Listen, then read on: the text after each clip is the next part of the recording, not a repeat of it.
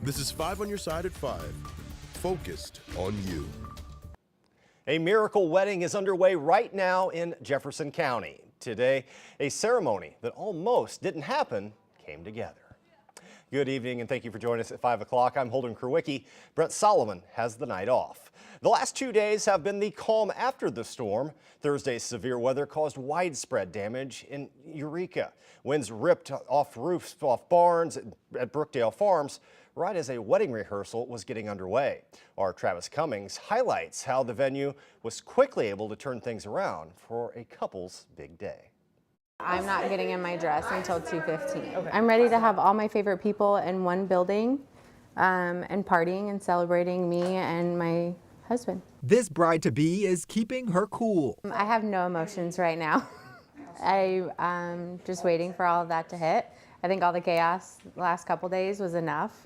The last 48 hours for Taylor Jonas and her wedding party have been a whirlwind after severe weather almost stole the big day. I did have one of my bridesmaids text me and tell me that there's going to be bad storms between 5 and 7, and both my soon-to-be husband and I were both like, y'all overreact to storms, things are going to be fine. The night of the rehearsal dinner, things seemed to take a turn for the worse at Brookdale Farms in Eureka. A tornado in the area rolled in with gusts up to 100 miles per hour, and those strong winds took a portion of Jonas's reception hall's roof off. Well, we tried to remain positive. We tried to assure the bride that we were going to do everything in our possible means to make this day happen for her. She had her heart set on Silo Point.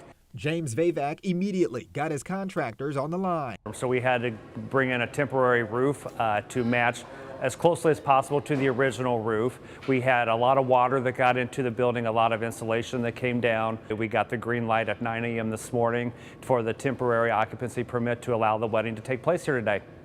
The chairs are in place and the tables are set. There's nothing that the guests have to do different. We don't have to do anything different either. Speaking of the roof, we are going to blow the roof off in a different way. Travis Cummings, 5 on your side. Brookdale Farms is still working with its insurance company to assess the damage, but their main goal was getting Silo Point open to fulfill the couple's dream. It is 5:03 and we are going to take a live look outside. You can see a gorgeous sky out there. After we saw warm temperatures and severe storms, today really feels a lot more like April. Weather First meteorologist Gary Frank is here to tell us how long this cooler weather is here to stay. Yeah, it feels like more like the first part of April than the end of April for sure, because we've seen a lot cooler temperatures than we've had over the last few days, of course. As we see a few clouds out in Chesterfield, everything's starting to green up as well as we continue to look at pretty pleasant conditions. A lot thicker cloud cover and rain, even snow out to the west with cooler temperatures. We snuck into the 60s or upper 50s in O'Fallon and then Kansas City and Goodland, and you'll see a lot of that cold air that settles in. That's going to continue to seep in behind that cloud cover tonight. As this evening, temperatures fall into the mid 40s. So as we go from the AC, we'll go back to the heat. In fact, some areas under a frost advisory. A good part of the state of Missouri and even some of our counties in the Metro East. So that's what we're looking at overnight. We'll talk about how cold it gets as we head into the next couple of mornings when we're going to warm up again before our next chance of storms over the next 7 to 10 days. All right, thank you, Gary.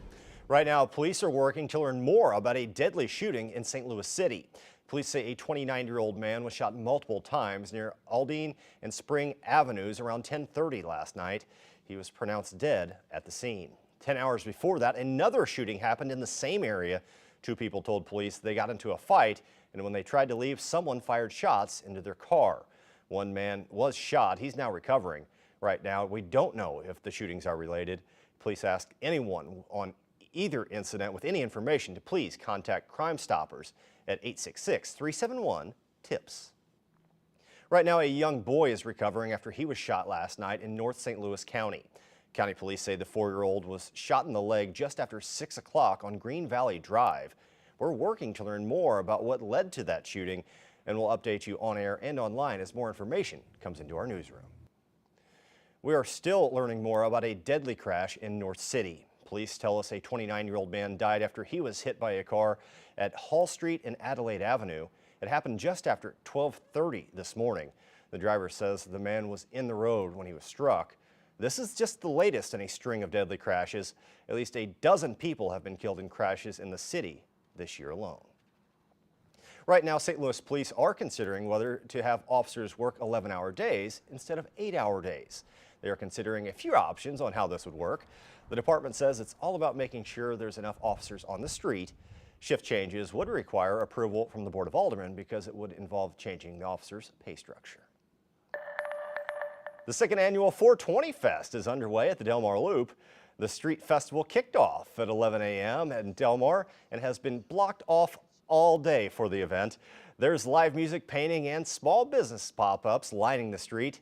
The event makes for a great boost in sales and exposure for local vendors. One vendor told us they came back this year just because of her success last year. Eventually, I want to have a store. So this kind of gives you the exposure, and this event is actually one of my better ones. Like I do really well at this event. And the Loop is packed for this event. 420 Fest ends tonight at 7 o'clock. Or Annie Crawl will have more on this event tonight on 5 on Your Side at 10 o'clock. WashU students are getting a taste of the professional art world in a special exhibition. The Schoenberg Gallery held a formal reception yesterday for student artists of multiple disciplines. Paintings, fashion, films, and more are on display. The show gives students a look at the professional art scene. Students' professional practice, so they get to display their art, but they also get to experience the networking side of the art world and be a part of the installation process and go through all of the steps that a real acting professional artist would go through to promote their own work and be a part of a collective. Do you believe it? The exhibition will be on display for the WashU community through Wednesday. Flight control fatigue, the latest on how the FAA is addressing concerns from air traffic controllers. A nuisance or a delicacy? Some on social media want to know if you can eat cicadas. We verify later.